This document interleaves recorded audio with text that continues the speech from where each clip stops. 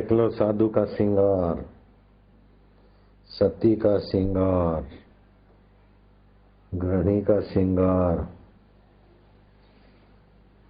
ललनाओं का श्रृंगार, हास्य भी कई प्रकार के, श्रृंगार भी कई प्रकार के।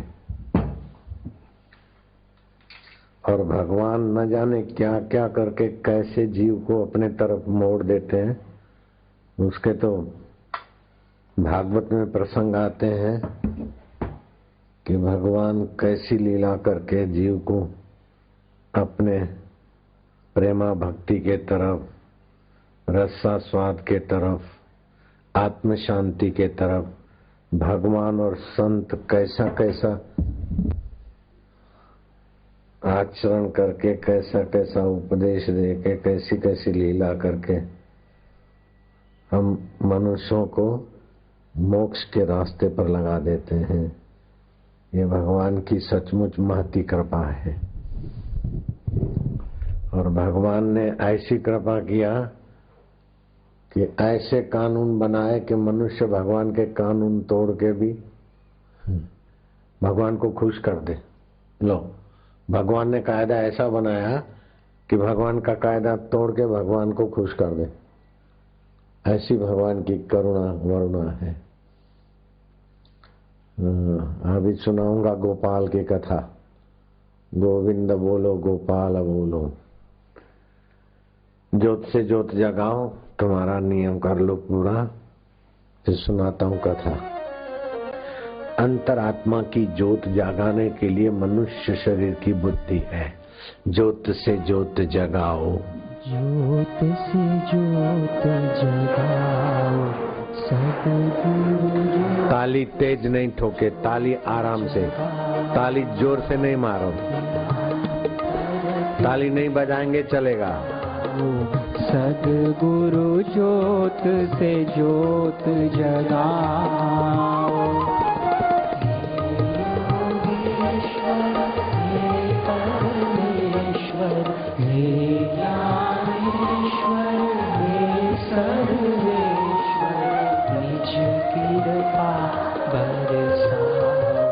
सद्गुरु ज्योत से ज्योत जगाओ, मेरा अंतर तीर दिखाओ।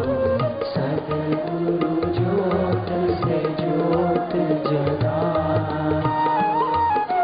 हम बालक तेरे द्वार पे आए, हम बालक तेरे द्वार पे आए।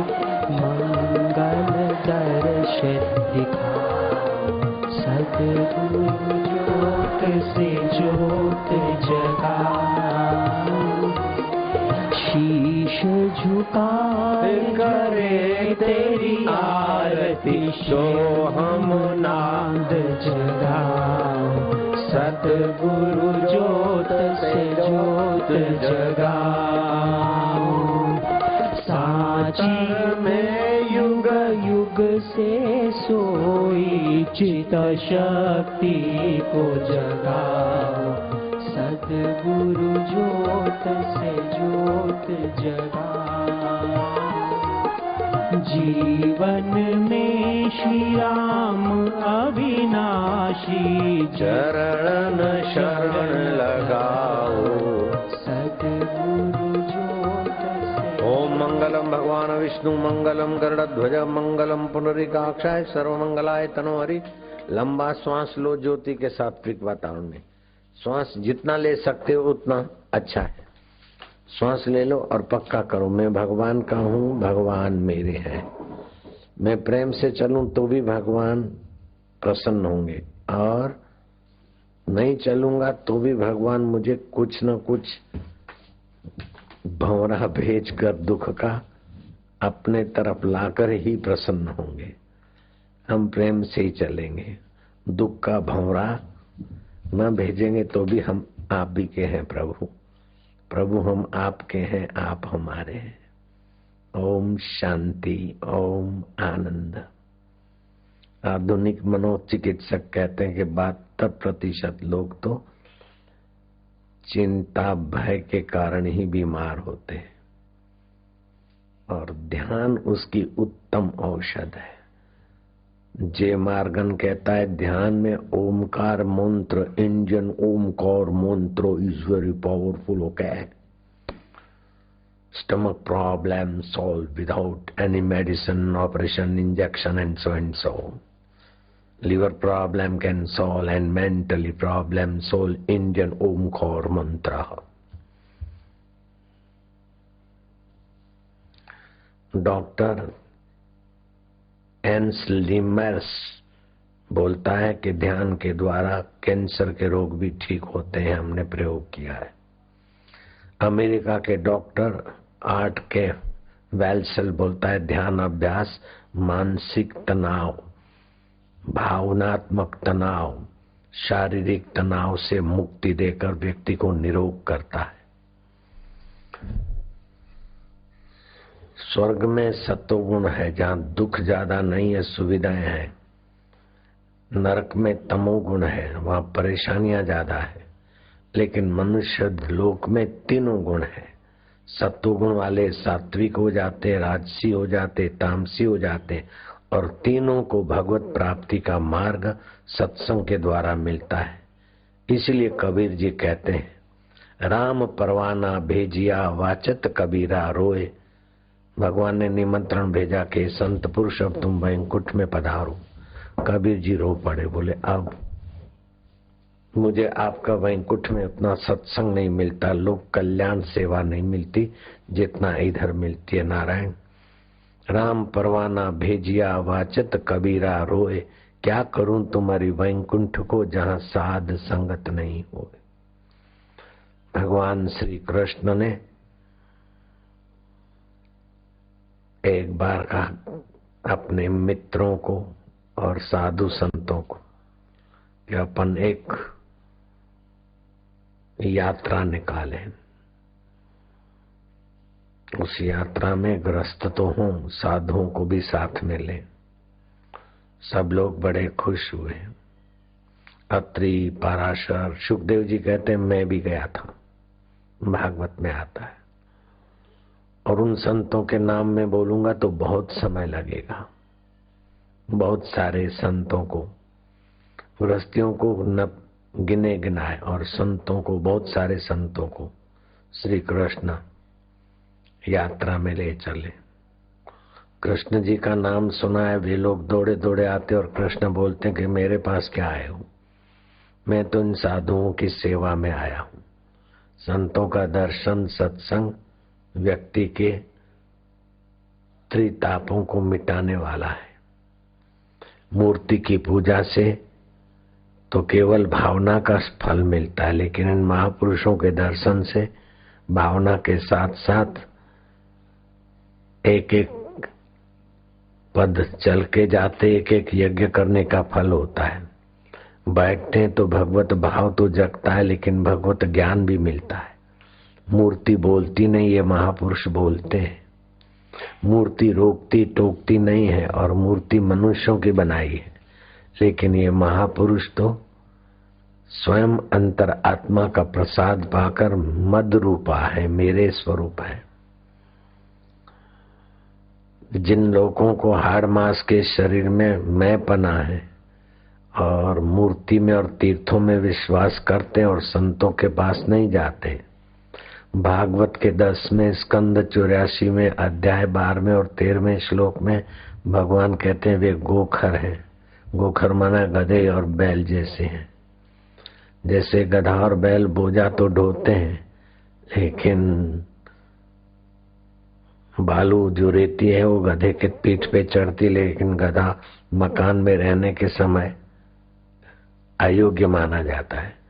ऐसे ही अंतरात्मा में शांति पाने के अवसर पर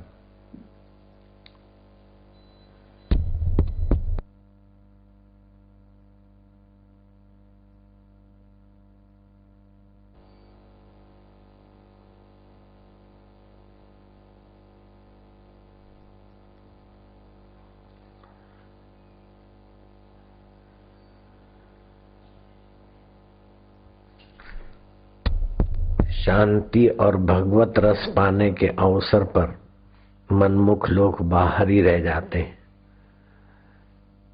ऋषियों ने कहा, प्रभु ये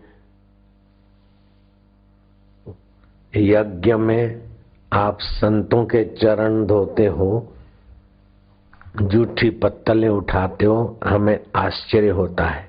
जो लोग आपको नहीं जानते वे भले आपको नंद बाबा का अथवा वसुदेव देवकी का लाल माने, लेकिन हम आपको जानते हैं, आप आदि नारायण हो।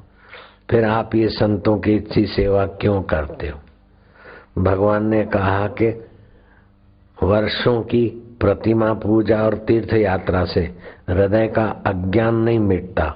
इन संतों के घड़ी भर के सत्संग से हृदय का अज्ञान मिटकर जीवात्मा को विश्रांति योग की प्राप्ति होती है। और जीवात्मा को मैंने इतनी सारी शक्तियां दे रखी है कि जीवात्मा मेरा दर्शन करके मेरे से भी उन्नति को पा सकता है। यही मनुष्य मेरा माता पिता बन सकता है, यही मनुष्य मेरा गुरु बन जाता है। सांदीपनी ऋषि मेरे गुरु थे, वशिष्ठ ऋषि मेरे गुरु थे रामावतार में। मनुष्य को मैंने ऐसी शक्ति और ऐसी ऊंचाइयां दी है कि वो मेरे कानून का भंग करके भी मुझे प्रसन्न कर सकता है। राम जी ने कानून बनाया और मनुष्यों ने उसका भंग किया और राम जी प्रसन्न हुए। वो आप सुनोगे तो हंस हंस के आपका तो खून बढ़ जाएगा। तो मैं आप सबको बधाई देता हूं कि ऐसे आपाधापी वाले जीवन में से समय निकालकर जिस सत्संग की महिमा श्री कृष्ण बताते, भगवान राम गाते हैं। भगवान राम वशिष्ठ के चरणों में सत्संग सुनने को जाते थे, सीता और भरत लक्ष्मण को लेकर। जब 14 साल वनवास हुआ तो भरद्वाज ऋषि के आश्रम में, अत्रि ऋषि के आश्रम में, सती अनुसुईया के आश्रम में और भी महापुरुषों के आश्रम में राम जी, सीता और लक्ष्मण जी को ले जाते थे सत्संग के लिए। भगवान शंकर पार्वती को वामदेव गुरु से दीक्षा दिलाया और भगवान शिव अगस्त ऋषि के आश्रम में सत्संग सुनने को ले जाते, पार्वती को स्वयं भी सुनते। जो भगवान के लिए भी श्रेष्ठ है, ग्राही है, वो सत्संग आपको मिल रहा है। ये सूरत समिति को भी धन्यवाद है और आपको भी धन्यवाद। नारायण नारायण नारायण नारायण। तो मनुष्य को महान बनने के लिए 9 बातें शास्त्रकारों ने की। छोटे से छोटा व्यक्ति भी महान बन सकता है। एक तो शास्त्र का अध्ययन, सत्संग अपने जीवन में हो। दूसरा, सत्य क्या है, असत्य क्या है, हो के बदलने वाला क्या है और उसको सदा जानने वाला कौन है, वो आत्मदेव का ज्ञान। तीसरी बात, सुमरण शक्ति बढ़ाना। अपन सिखाते न ओमकार का गुंजन कंठ को दबाव पड़े, ऐसा प्रयोग दीक्षा के समय, जिससे सुमरण शक्ति कईयों की बड़ी है और अच्छे अच्छे मार्क लाए हैं। अब तो क्या करें, बच्चे तो सरकारी हरीफाइयों में छक्का मार लेते हैं, लेकिन आश्रम की गायों को भी 2-2 लाख इनाम देती है मध्य प्रदेश सरकार। दूध में अपने आश्रम की गाय ने छक्का मारा मध्य प्रदेश में, उधर दूसरी जगह भी 2 लाख रुपया इनाम गाय भी ले आए। निवाई गौशाला 10 लाख इनाम लाई, क्या पता कितना श्रेष्ठ गौशालाओं में घोषित हुई। तो मध्य प्रदेश छिंदवाड़ा की गाय को 2 लाख रुपया इनाम मिलेगा, दूध में सबसे श्रेष्ठ। बच्चे तो इनाम लाते हैं और अच्छे अच्छे। एक लड़की 300 गोल्ड मेडल पाई सारस्वती मंत्र लेने से। लेकिन ये सब बातें बहुत छोटी है परमात्मा प्राप्ति के आगे। परमात्मा प्राप्ति का उद्देश्य बनाओ तो ये चीजें सहज में आ मिलती है। अभी जो देश परदेश में लोग सुन रहे हैं, उन्होंने पहले भी सुना होगा कि सर्दी की सीजन में बापू ने खजूर की महिमा गाई और खजूर के थोड़े दाम बढ़े, लेकिन खजूर की पूरी बात मैंने नहीं बताई। अब थोड़ी और बता देता हूं कि किसी को नशा करने से जो शरीर में हानि हो गई है, हॉस्पिटल में भर्ती होने की नौबत आ रही है, ऐसे लोग भी खजूर के द्वारा जहर को भगाकर स्वास्थ्य पा सकते हैं।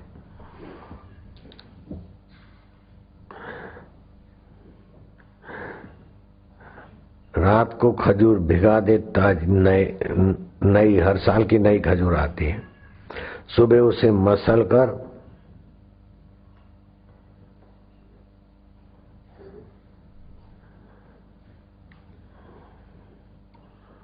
एकदम रसमय बना दे। वह खजूर आंतों को पुष्ट करती है, आंतों के जो बैक्टीरिया है उनको नष्ट करती है, शक्ति और सक्रियता देती है। वह खजूर मस्तक और हृदय के लिए टॉनिक तो है, लेकिन शराबी के शरीर में जो जहर छुपा है उसको भगाने में भी काम करेगी। और आंतों की कमजोरी है, खाते हैं तो हजम नहीं होता, डकार आते, वो भी आंतों की कमजोरी भी दूर करती है। जिसको पेट साफ नहीं आता वो व्यक्ति 2-4 दिन के लिए 8-10 दाने खजूर भिगा दे 200 मिलीग्राम पानी में रात को, सुबह 300 ग्राम पानी और डाल के मसल के गुनगुना करे, चाय की नहीं चुस्की लेके पिए तो आंते बलशाली होते, शक्तिशाली होते और रस ज्यादा बनाने से भोजन भी अच्छी तरह से पचाते। सूरत के लोग 8-10 नहीं खाना, सूरत का पाचन कमजोर है, 6 से 8 करो सूरत वालों के लिए, और बच्चों के लिए 2 से 4 करो। जिसको दम्मे की तकलीफ है वो खजूर का चूर्ण अर्थात जो छुआरे होते ना उसको कूट ले, धो के सुखा दे फिर कूट ले, उसमें थोड़ा सौंठ मिलाकर 1 ग्राम चाट लेवे या तो पानी के साथ फाक लेवे। दिन में 3 बार, दमे वाले को आराम मिलता है। बच्चों को दांत आते हैं, दांत निकलते हैं, उस समय या तो जुलाब हो जाते हैं या पेशिश हो जाते हैं, तो खजूर और शहद फेंट कर मिलाकर अच्छी तरह से खूब रगड़ रगड़ के दिन में 2-3 बार चटा देवे 1-1 चम्मच। बच्चों के दस्त पेचिश सब ठीक हो जाएंगे। जिनको हृदय रोग है वे 50 ग्राम छुआरे धो के 200-250 में पानी में भिगा दे, वो फूल जाएंगे। फिर उनके बीज निकाल के 300 बीज निकाल के रात के भीगे हुए में पेस्ट बना ले रगड़ के, फिर पानी में और थोड़ा पानी मिलाकर पिए तो उनकी हृदय मजबूत हो जाएगा। सामान्य व्यक्ति के लिए 4 से 6 दाने खजूर रात को भिगा दे, सुबह खा ले तो रक्त बढ़ेगा, मांसपेशियां मजबूत होगी और साथ साथ में धातु की दुर्बलता भी दूर होगी। 100 ग्राम खजूर में 270 मिलीग्राम कैलोरी पाया गया। भोजो 100 ग्राम खजूर में 277 कैलोरी और पोटेशियम पाया गया 696 मिलीग्राम, सोडियम पाया गया, लोह तत्व पाया गया, मैग्नीशियम 54 पाया गया, फास्फोरस 62 और कार्बोलिक 75, वसा जो शक्ति देता है 100 ग्राम खजूर में 150 मिलीग्राम वसा पाई गई। तो ये खजूर खाएं अथवा तो 10 ग्राम काले तिल सुबह खाली पेट चबा ले, फिर ठंडा पानी पी ले। दांत मजबूत, बालों की जड़ें मजबूत, नेत्र ज्योति मजबूत। खजूर से भी नेत्र ज्योति में फायदा होता है। लेकिन जिनको गर्मी हो, पित्त की संबंधी तकलीफ हो, वो ये प्रयोग ज्यादा ना करें तिल वाला। लेकिन भगवान के ध्यान का प्रयोग अभी मैं कराता हूं। आपको अभी अभी ऐसा रस आएगा, ऐसा आनंद आएगा कि आपको लगेगा कि वाह बाप रे बाप जोगी रे, क्या जादू है तेरे ध्यान में। ध्यान की महिमा भगवान कृष्ण ने गाई, भगवान शिव ने गाई। अभी बबलू बेचारे विज्ञानी गा रहे कि मानसिक तनाव को मिटाने के लिए ध्यान जैसा सुगम कोई उपाय नहीं, शारीरिक रोग मिटाने के लिए ध्यान जैसा कोई उपाय नहीं। और शिव जी कहते हैं नास्ति ध्यानम समम तीर्थम, ध्यान जैसा कोई तीर्थ नहीं। नास्ति ध्यानम समम यज्ञम, ध्यान के बराबर कोई यज्ञ नहीं। यज्ञ में वस्तु स्वाहा होती है, वातावरण शुद्ध होता है, लेकिन ध्यान में तुम्हारा अहंकार स्वाहा होता है और तुम स्वयं शुद्ध होते हो। नास्ति ध्यानम समम यज्ञम, नास्ति ध्यानम समम दानम। दान से धन की शुद्धि होती है, धन से अन्न की शुद्धि होती है, लेकिन ध्यान से तो तुम्हारे स्व की शुद्धि होती है। तस्मात् ध्यानम समाचरेत, ये शिव जी बोलते और भगवान कृष्ण बोलते हैं तपस्वी भी हो अधिको योगी। तपस्वी भले कैसा भी कठिन तप करता है, उससे भी योगी अधिक है। ज्ञानी भी हो मतो अधिका, चार वेदों का जानकारी है, दुनिया के विज्ञान का भी ज्ञान है, क्या क्या है, लेकिन योगी उससे ऊंचा है। तपस्वी भ्यो अधिको योगी, ज्ञानी भ्यो मतो अधिका, कर्मी भ्योश्च अधिको योगी। जो कर्म में कुशल है और बड़े बड़े कर्म अच्छी तरह से कर लेता है, उससे भी योगी श्रेष्ठ है। गीता के 6 अध्याय में कहा है तस्मात् योगी भव अर्जुन, इसलिए अर्जुन तो योगी हो जा। युद्ध के मैदान में भगवान अर्जुन को योगी होने की तरफ प्रेरित करते। तो युद्ध करेंगे कि योग करेंगे? अरे रात को सोते समय योग करके सोएंगे, सुबह उठते समय योग करेंगे, तो युद्ध में भी अनर्थकारी युद्ध नहीं करेंगे, धर्म युद्ध करेंगे। माम अनुस्मर युद्धस्व, मेरा अनुस्मरण कर और युद्ध कर। युद्ध तो घोर कर्म है, लेकिन भगवान का सुमरण उस घोर कर्म को भी कर्म योग बना देता है। अर्जुन ने प्रश्न किया किम कर्मणि घोरे माम नियोजसी केशवा, इस घोर कर्म में मेरे को क्यों आप जबरदस्ती प्रेरित करते हो? तो भगवान का प्रेरित करने का उद्देश्य था कि अर्जुन को राजपाट की तो इच्छा थी, लेकिन मोहवश युद्ध नहीं करता, अपने वालों को देखकर युद्ध नहीं करता। लेकिन दुर्योधन अपना और दुर्योधन को साथ देने वाले अपने वाले होने पर भी अधर्म पर है, तो अधर्म को बढ़ोतरी देंगे तो मानवता की हानि होगी। जैसे ऑपरेशन से डर कर बोलता है ऑपरेशन नहीं कराना है, दवाई से डर कर कड़वी दवाई नहीं पीना है, तो माँ बाप अथवा हितैषी जरूरी है, एक्सीडेंट है तो ऑपरेशन भी करा लेते हैं और कड़वी दवा या इंजेक्शन आदि दिला देते हैं। साइड इफेक्ट होगा तब देखा जाएगा, अभी तो जान बचे। ऐसे ही भगवान भी समाज रूपी बालक का युद्ध के द्वारा स्वास्थ्य बढ़िया होना है तो वो भी करवाते, लेकिन युद्ध करने का पाप अर्जुन को ना लगे, ये उसको योग की विद्या देते हैं।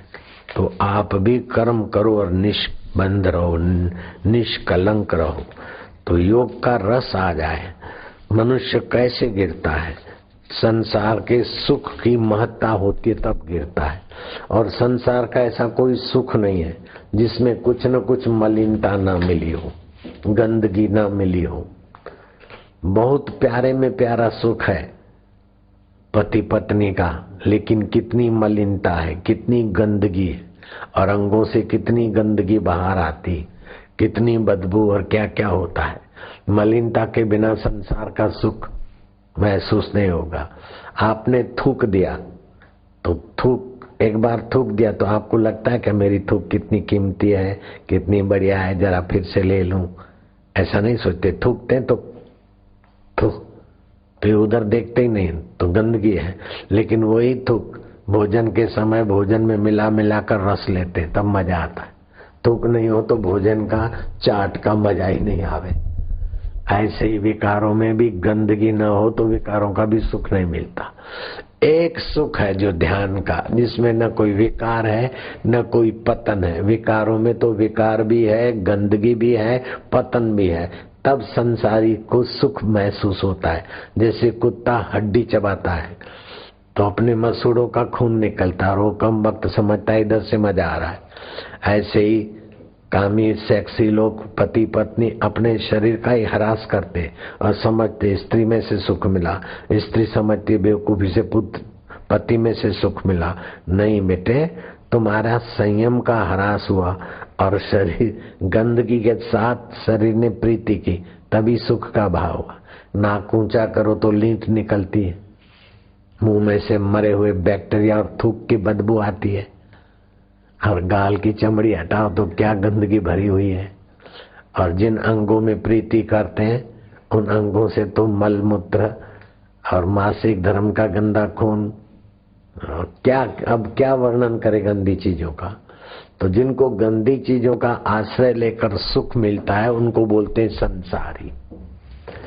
लेकिन जिनको गंदी वस्तुओं का उपयोग करके सृष्टि के नियम का पालन कर लेते हैं, चलो भोजन किया सुख बुद्धि से नहीं, पोषण बुद्धि से, पति पत्नी का व्यवहार किया लेकिन सुख बुद्धि से नहीं, संतान को जन्म देने की बुद्धि, ऐसे लोग योग के तरफ बढ़ जाएं। अथवा जो योग के तरफ बढ़ते, वैसे वशिष्ठ जी को भी 100 बेटे थे, लेकिन जैसे आजकल के लवर लवरी अपनी सत्यानाश करते हैं अथवा पति पत्नी अपनी सत्यानाश करते हैं, वशिष्ठ जी का गृहस्थ जीवन ऐसा नहीं था, कबीर जी का ऐसा नहीं था, नानक जी का ऐसा नहीं था, तुकाराम जी का ऐसा नहीं था, श्री कृष्ण का भी ऐसा नहीं था। और श्री कृष्ण की बात सुनकर तुमको हंसी आएगी। एक बार मैं बोलूं उसके पहले हंसी आ रही। एक बार रुक्मणी जी रूठी तो ऐसी रूठी कि माने ही नहीं। कृष्ण खूब मनाए लेकिन मुंह चढ़ा के रुक्मणी बैठ गई। कृष्ण ने क्या किया, सत्य संकल्प थे, अपनी ही चेतना का एक, कृष्ण श्याम थे तो श्याम वर्ण का भंवरा बना दिया। अब भूं भूं भूं करके रुक्मणी के पीछे लगा। अब रुक्मणी क्या करे, आके कृष्ण के चरणों में पड़ी, कृष्ण को गले लगी, बचाओ। कृष्ण ने कहा मैं ऐसे ही करता हूं, जो सीधा मेरी बात नहीं मानता और मुझ आत्मा के तरफ नहीं आता उसके पीछे मैं संसारी भंवरा भेज देता हूं। डरा बुरा के भी मेरे पास आए, दुख भेज देता हूं, विरोध भेज देता हूं, रोग के रूप में मैं चला जाता हूं और घूम फिर के मुझे अंतरात्मा के तरफ आए। तो जब आपके पास दुख आए तो समझ लेना कि कृष्ण की सत्ता का भंवरा आया है। भूं भूं करता है, काटने का डर दिखाता है, लेकिन वो भगवान के पास भेजेगा। ऐसा कोई दुख नहीं जो हमारे कल्याण के लिए ना हो, लेकिन हम दुख के भोगी हो जाते, इसलिए दुख से कल्याण नहीं कर पाते। कुंता जी ने कहा कि हे जगत गुरु, आप हमें दुख दीजिए, दुख से आपकी स्मृति और आपका दर्शन और हमारा विवेक और संयम बढ़ा है। सुख तो आदमी को विकारी विलासी बना देता है, दुख तो आदमी को संयमी बनाता है। उसका मतलब ये नहीं कि जानबूझ के दुखी हो, नहीं, दुख आए तो सावधान रहे। मैं तो आज अहमदाबाद के आश्रम में सत्संग करके आया हूँ। सत्संग के मंच से उतर के फिर इधर के लिए मैं बैठा यान में। तो हमारा माता पिता हमारा भला तो करते हैं, तो हम माता पिता के लिए श्राद्ध भी करते हैं, तर्पण भी करते हैं, लेकिन माता पिता जितना भला करते उससे भी ज्यादा विघ्न बाधा और दुख हमारा भला करते हैं। लेकिन हम क्या करें, दुख बेचारे आ के मिट जाते, उनका श्राद्ध भी हमको करने का मौका नहीं मिलता, तर्पण भी नहीं करते हैं। चलो वो दुख माता पिता ने विकसित किया, नहीं चाहते थे स्कूल और जबरदस्ती ले गए, नहीं चाहते नाना माँ ने जबरदस्ती नहलाया, नहीं चाहते तो पिता ने जबरदस्ती वहां भेजा। ये सब बच्चों के जीवन में होता है। बबलू से पूछा कि बेटा तू प्रधानमंत्री हो जाए तो क्या करेगा, कि बापा हूँ प्रधानमंत्री तो बधी જ સ્કૂલો કોલેજો મજાક કરે બધા લોકો, મને નથી ફાવતું સ્કૂલમાં જવાનું। अब बच्चा सोचता है स्कूल कॉलेज बंद कराने से मैं प्रधानमंत्री बनूं तो स्कूल कॉलेज बंद कराऊं, उसको नहीं जचता, फिर भी माँ बाप भेजते हैं। तो माँ बाप नहीं चाहते हुए भी हमारे से जो करवाते उसमें हमारा हित है। ऐसे ही भगवान भी हम जो नहीं चाहते ऐसा हमारे से करवाने के लिए ये दुख रूपी भंवरे भेज देते हैं। तो भंवरा आया, रुक्मणी कृष्ण के गले लग गई। हाँ बोले ऐसी बात है। दूसरी बार रुक्मणी रूठी, थोड़ी सी रुक्मणी रूठी न रूठी और भगवान ने दूसरा आजमाया तरीका। बोले रुक्मणी तुम्हारा हमारा कजोड़ा हो गया है।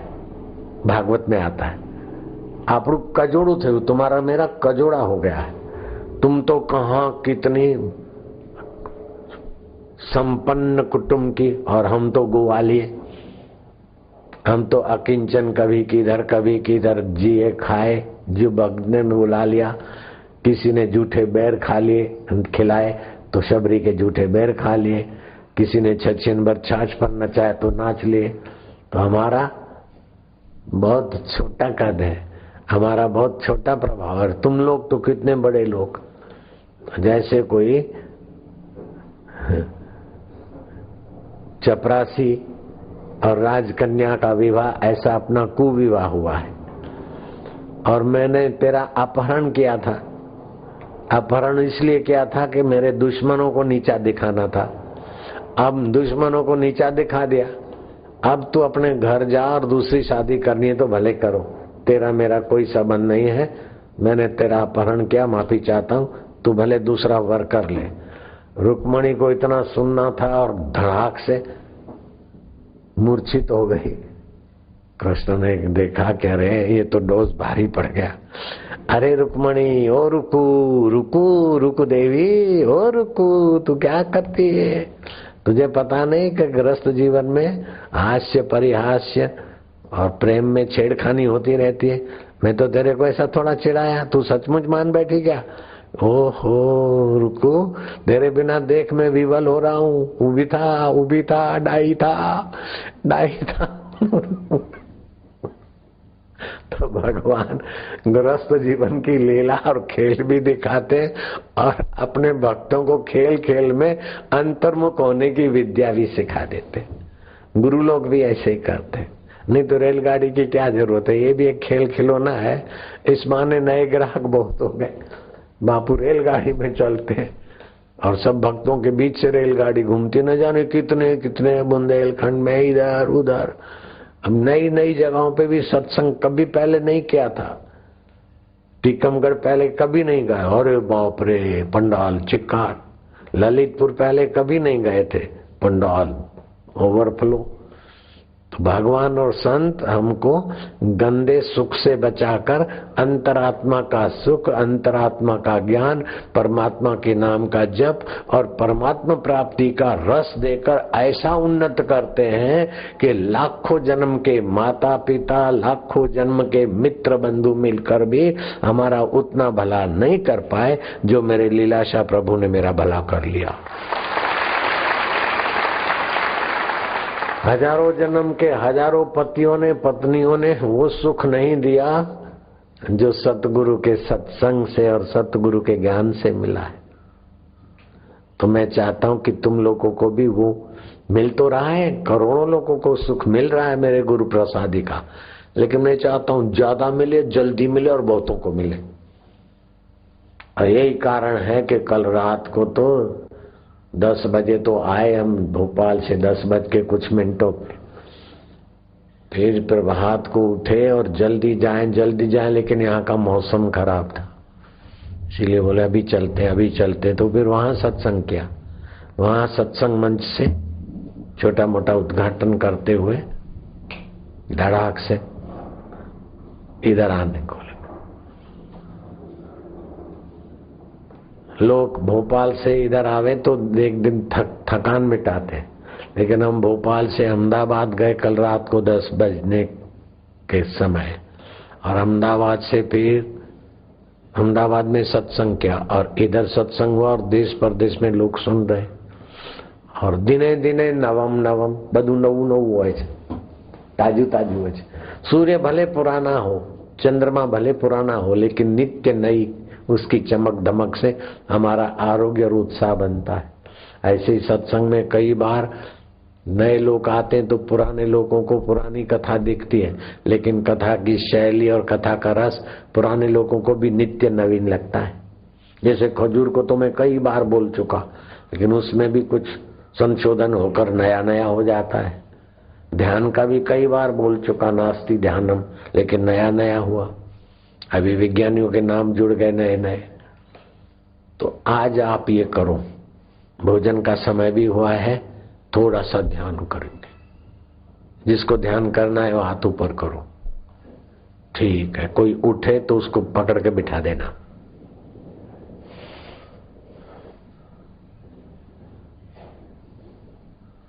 चुपचाप बैठ जाओ, कुछ नहीं करना, ये भी एक ध्यान है। जीभ तालू में लगाकर चुपचाप बैठे रहो। मैं ध्यान कर रहा हूं ये भी भूल जाओ, मुझे भगवान चाहिए ये भी भूल जाओ। कुछ नहीं करेंगे, चुप बैठे, न किंचित अभी चिंतित।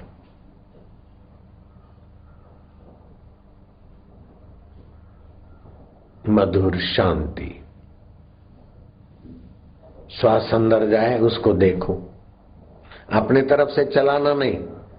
श्वास अंदर गया उसको देखो और उसमें ओम स्वरूप ईश्वर का नाम मिला दो। श्वास बाहर आता है उसको गिनो, और कुछ नहीं करना है।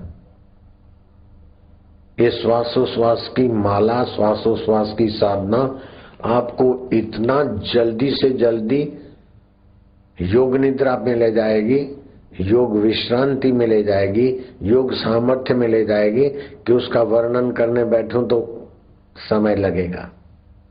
खाली श्वास अंदर गया ओम, बाहर आए तो गिनती।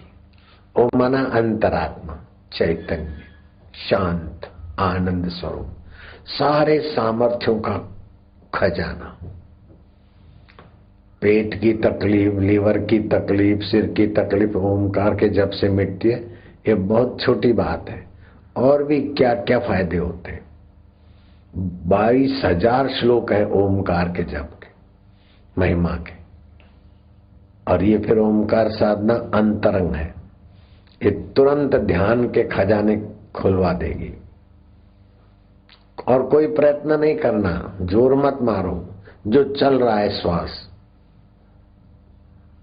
उसको ओम स्वरूप मिलाकर अंदर जाने दो, बाहर आ रहा है उसको गिनो। सहज में गलती हो जाए तो फिर से 1-2 शुरू करो।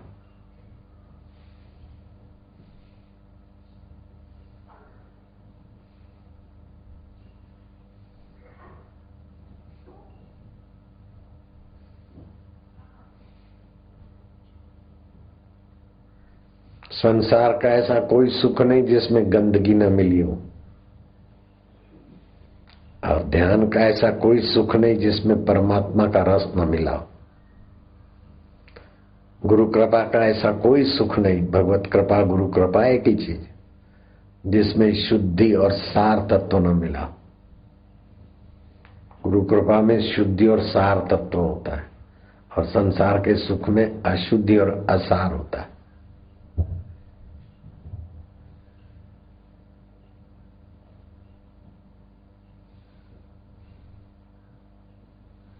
જે લોકો સત્સંગમાં પહોંચ્યા છે ને એમને તો ભગવાન શિવજીએ ધન્યવાદ આપે છે ને હું બી ધન્યવાદ આપું। સત્સંગમાં પહોંચવું એટલે બહુ જ પુણ્ય હોય। રીझे जब रघुनाथ तब देवे साधु संगति। अंतरात्मा प्रभु रीझते हैं तब सत्संग में आदमी जा सकता है। तीर्थ में स्नान करने से एक फायदा होता है धर्म लाभ, और संत मिलते तो धर्म अर्थ काम मोक्ष 4 फायदे होते हैं। लेकिन वो संत अगर अपने सदगुरु हैं और अपने को मंत्र देते और साधना कराते तो फिर अनंत फल होता है, जिस फल का अंत न हो। शरीर का तो अंत हो जाए लेकिन वो सत्संग का फल का अंत नहीं होता। तीर्थ न आए एक फल, संत मिले फल 4, सतगुरु मिले अनंत फल, कहत कबीर विचार।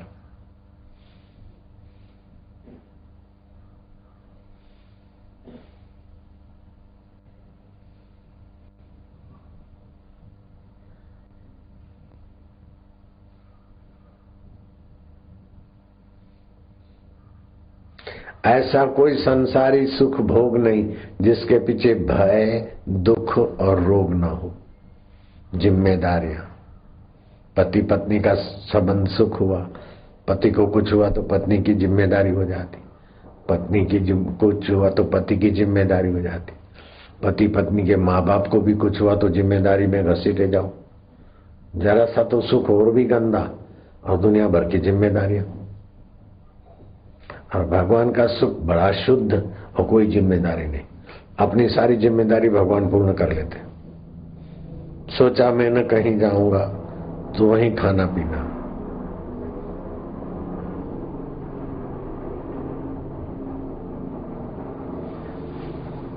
जिसको गरज होगी आएगा, सृष्टिकर्ता खुद लाएगा तो वो करते हैं व्यवस्था।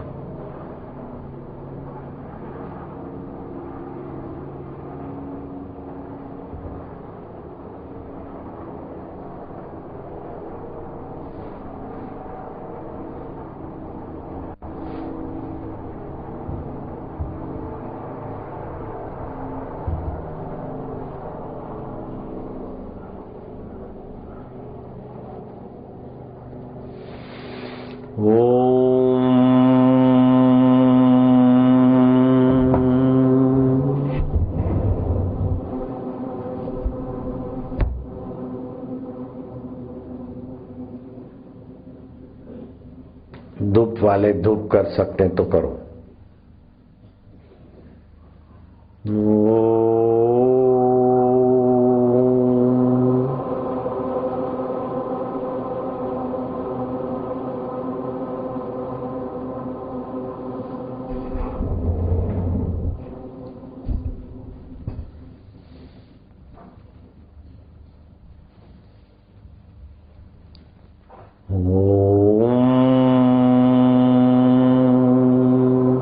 होठ बंद,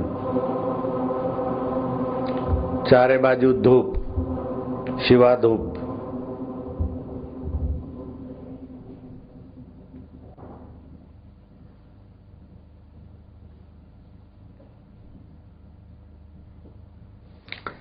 गहरा श्वास लेना है, दोनों नथुनों से ले सके तो अच्छा है।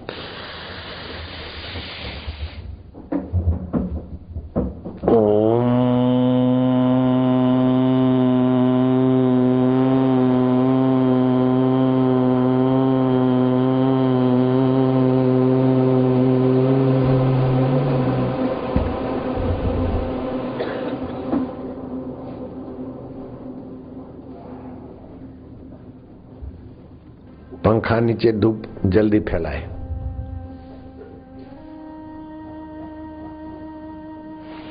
एक जगह વધુ समय नहीं रोक।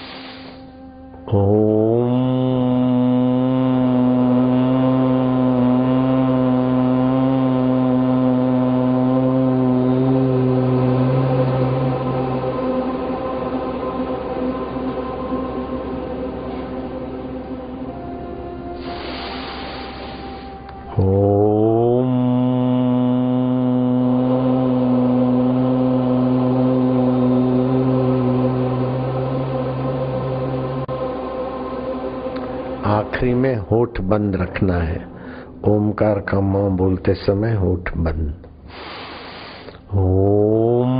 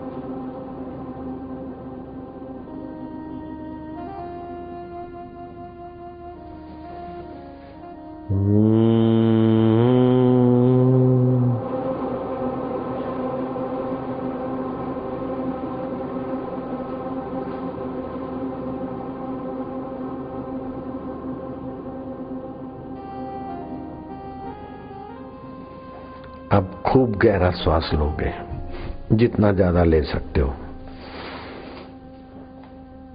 जो सतरूप है वो मेरा आत्मा है, चेतन रूप है वो मेरा आत्मा है, आनंद सच्चिदानंद मेरा आत्मा है। और आत्मा परमात्मा अभिन्न है। जैसे घड़े का आकाश और महाकाश, जैसे तरंग और पानी, ऐसे जीव और ब्रह्म। हम उस परमेश्वर का ओमकार मंत्र उच्चारण करेंगे, जिसकी छंद गायत्री है, उसकी खोज करने वाले भगवान नारायण है, और जिसके देवता अंतरात्मा परमेश्वर स्वयं है। ब्रह्मा विष्णु महेश के अंतरात्मा वही मेरे अंतरात्मा। होठ बंद रखना है, कंठ से जप करना है।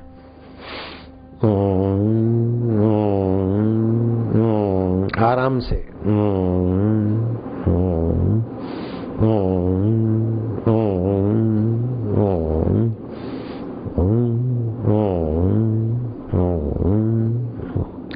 फिर से श्वास लो। धूप का सात्विक वातावरण है, सुगंधित धूप से ज्ञान तंतु पुष्ट होते हैं।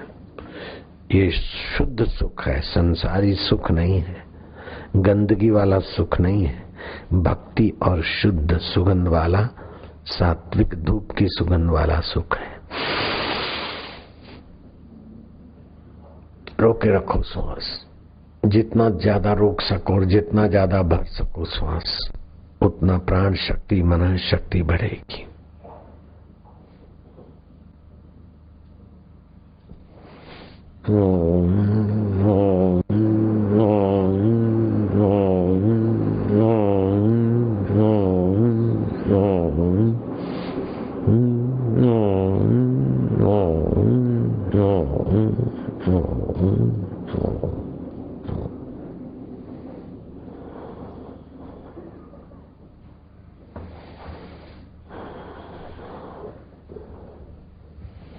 फिर श्वासोश्वास की गिनती में लग जाओ, अथवा होठों से जपो ओम ओम प्रभु जी ओम, प्यारे जी ओम, मेरे जी ओम।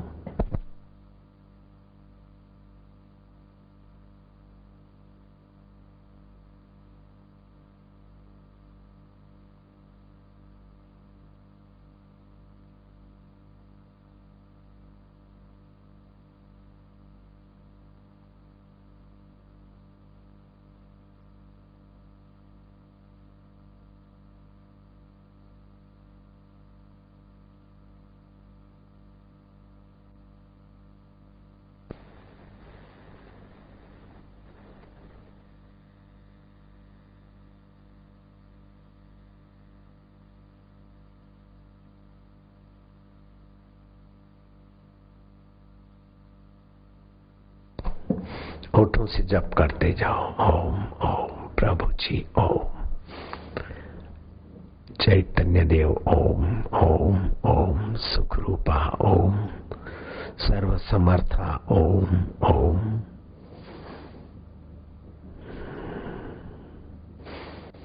एक महीना ओमकार का जप करे तो उसका प्राण वश हो जाता है। प्राण वश हुआ तो मन वश, जगत वश। वो भी भागवत में विधि बताई गई। सुबह दोपहर शाम 10-10 बार खाली प्राणवश करने वाला विद्या। एक से एक उत्तम साधन भरे पड़े। ओम ओम ओम प्रभु जी ओम, प्यारे जी ओम ओम ओम। जितनी देर जपा उतनी देर शांत। होठों से जप 2-3 मिनट किया, अब हृदय से करो। हिले न जीवा होठ, सुमरण ऐसा कीजिए खरे निशाने चोट। मन ईश्वर में लीन हो, हले न जीवा होठ।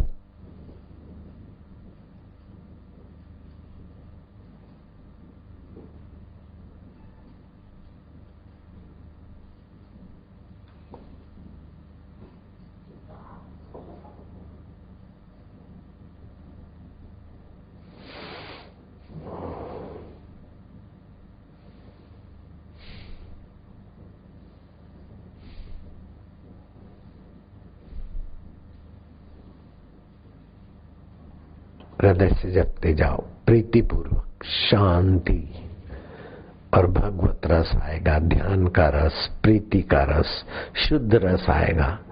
संसारी गंदगी का रस जीव को तुच्छ बना देता है और भगवत रस जीव को श्रेष्ठ में श्रेष्ठतर, श्रेष्ठतम बना देता है। भगवत ध्यान के रस में पावन होने जा रहे हैं। ये रस श्री कृष्ण ने यशोदा को लेने की युक्ति सिखा दी। श्री कृष्ण यशोदा के कान में बोलते मना ओम, यशोदा भी बोलते वो यशोदा और कृष्ण तुम्हारे साथ अभी भी है। भगवान को यश देने वाली बुद्धि यशोदा है और बुद्धि को जानने वाला चैतन्य सबको कर्षित आकर्षित करता है, वो कृष्ण भी आत्म रूप में है। यशोदा और कृष्ण तुम्हारे साथ है। होने दो उनकी प्रेमा भक्ति का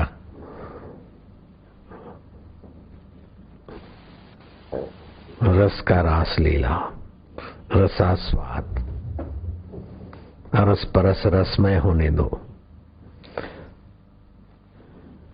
यशोदा तो इतनी रसमय हो गई, कृष्ण को हृदय से लगा दिया।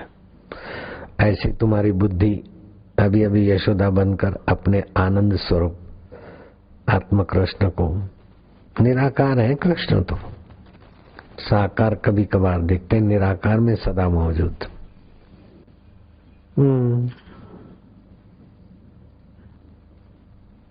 वो आत्म कृष्ण ओम बोलते हैं तो बुद्धि भी बोलते यशोदा भी बोलते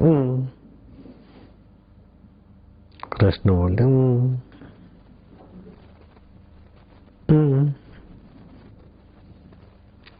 प्रसन्नता छा रही है।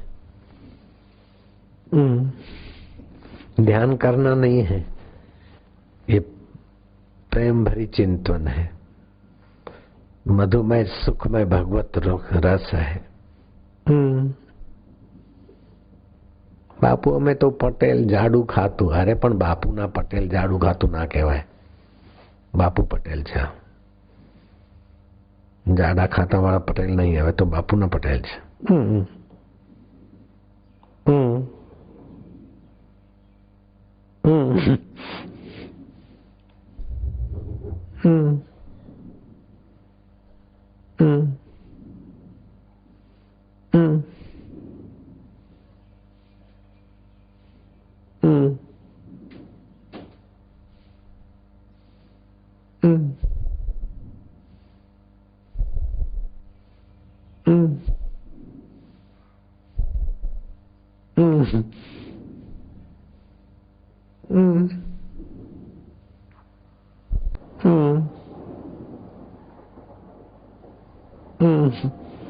आनंद आनंद आ रहा है।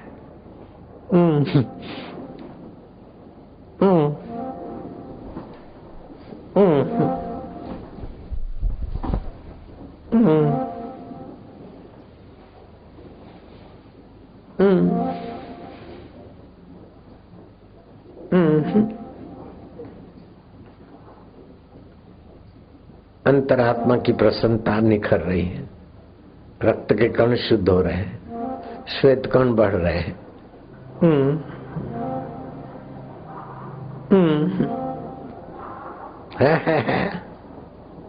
कौन कहता है कि रंग नहीं चढ़ता? देखो भक्तों का बेड़ा तरता।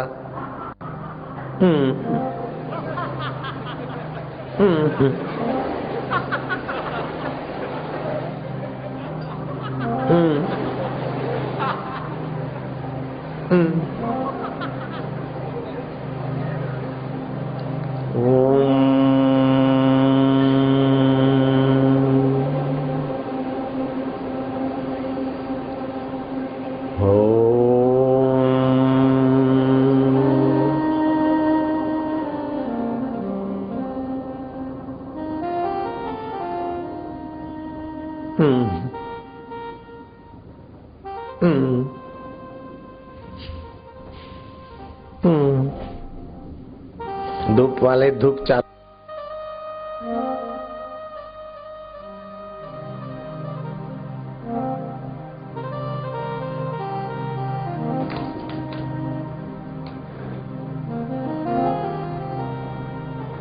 વાલુડો પ્રેમને વશ થયા રાજી રે, વાલો પ્રેમને વશ થયા રાજી રે, એમાં શું કરે પંડિતને કાજી રે, વાલો પ્રેમના વશ થયા રાજી રે. કર્માબાઈનો આરોગ્ય ખીચડો ને વિદુરની ખાધી ભાજી રે, જૂઠા બોર શબરીના ખાધા, વાલો 56 ભોગ મેવા ત્યાગીને. વિદુરને ઘરે કૃષ્ણ પધાર્યા ને કેળા આણ્યા તા માગી રે, ગર્ભ કાઢી નાખીને છાલ ખવડાવી, વાલે તોય ન જોયું જાગી રે, વાલો પ્રેમને વશ થયો રાજી રે. ગણિકા હતી તે પોપટને પઢાવતી ને તેમાંથી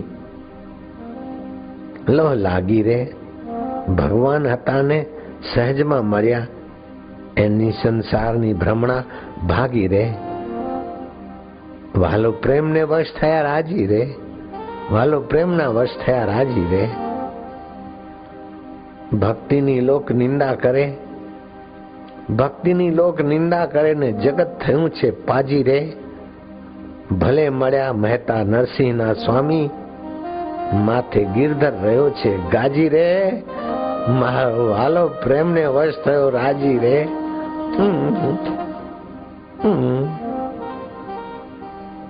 નારદ પુરાણમાં આવ્યું છે 18મા અધ્યાય 3જા શ્લોકમાં.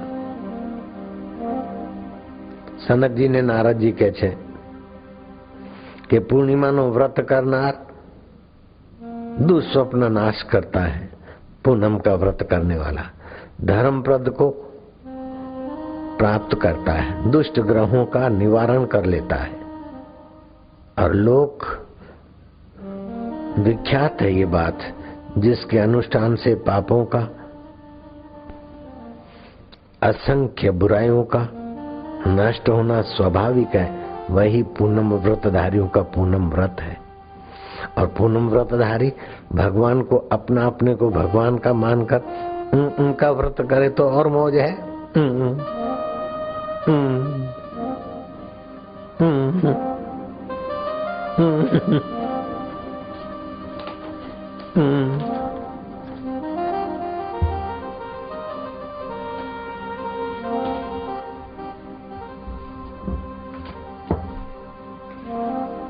आनंद है,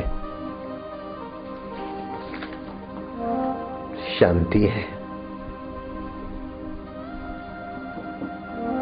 माधुर्य है, गुरु कृपा है.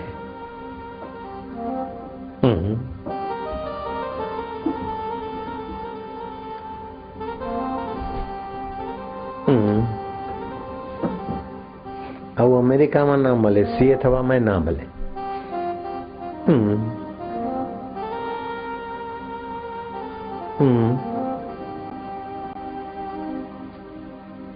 अपनी जगह कोई छोड़े तो उसको अकल दे देना, बिठा देना. हाँ,